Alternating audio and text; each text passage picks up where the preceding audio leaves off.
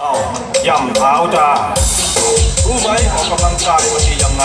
มันจะช่วยเบิกทวารทั้งเจ็ดเบาหวานจะลดปวดผื่นจะหายไปกรวยไตจะกลับมาใสสะอาดเลือดฝาดจะกลับมาหน้าจะเด้งเด้งเด้งสมองจะแล่นปรี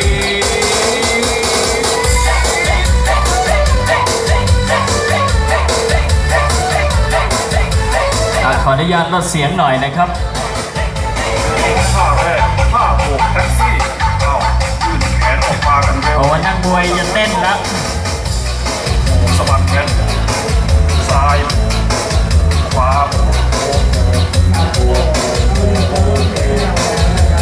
เอางี้แล้วกันนะครับเอาเปิดสัก2 เพลงวางงานเดี๋ยวฉายเลยนะครับ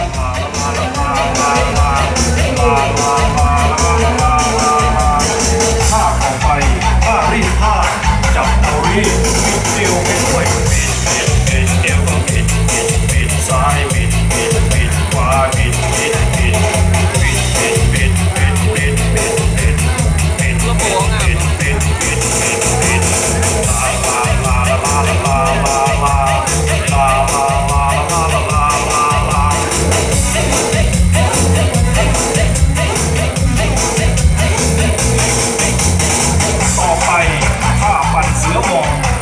ตัวลงเรียวปัดยกขาโค้งปัดสองขาปัดซ้ายปัดขวาปัด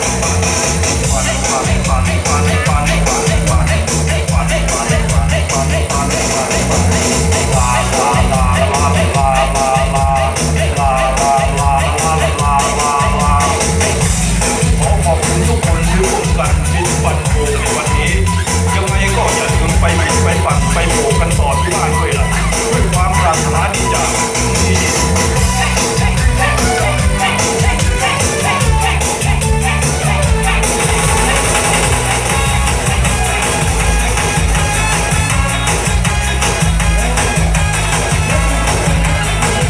2 เพลงสุดท้ายนะครับเปิดเสียงเบาๆมันไม่มันนะฮะเดี๋ยวฉายเลยดีกว่าเพราะว่ามวยต่อยไม่ได้นะครับว่างั้นครับ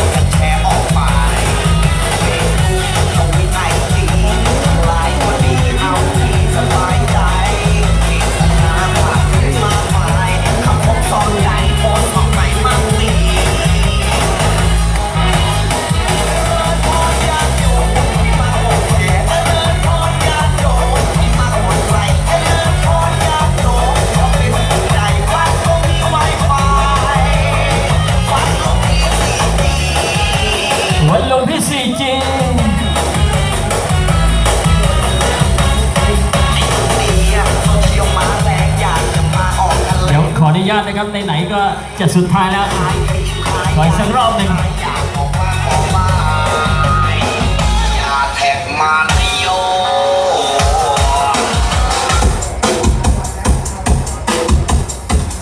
ส่งท้ายเพลงนี้ครับ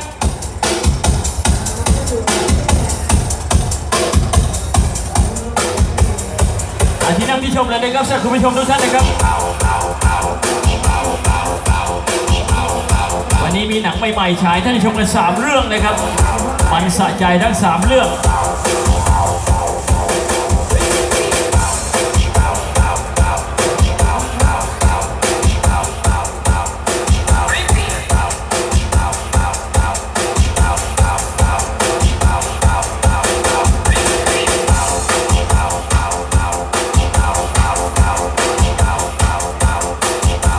เดิมทีจะเปิดให้ถึง3 ทุ่มครึ่งนะ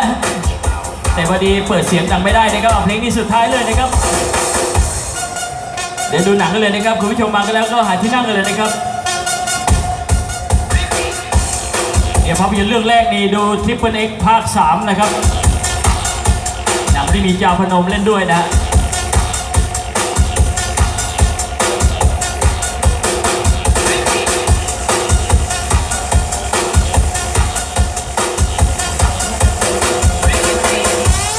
แล้วจะมีผีชีวะภาค 6 ครับใหม่ๆอีกเรื่องหนึ่ง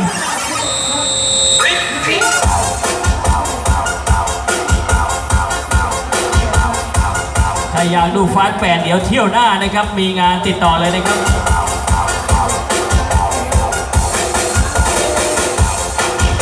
แต่ว่า IS จะไม่ฉายหนังซูมนะครับ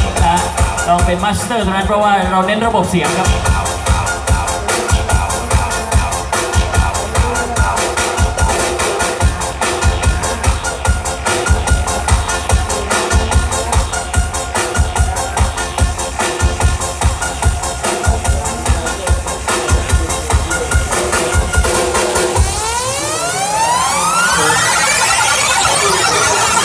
โอเคนะครับขออนุญาตพักเพียงแค่นี้นะครับ